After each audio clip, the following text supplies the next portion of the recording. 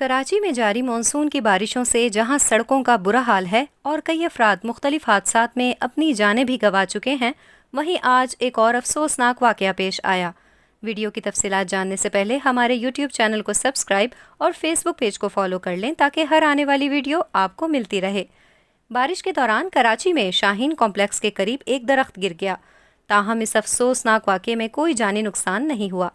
वाकये के बाद शाहीन कॉम्प्लेक्स आने वाली सड़क को हर किस्म की ट्रैफिक के लिए बंद कर दिया गया, जिससे शहरियों को मुश्किलात का सामना करना पड़ रहा है।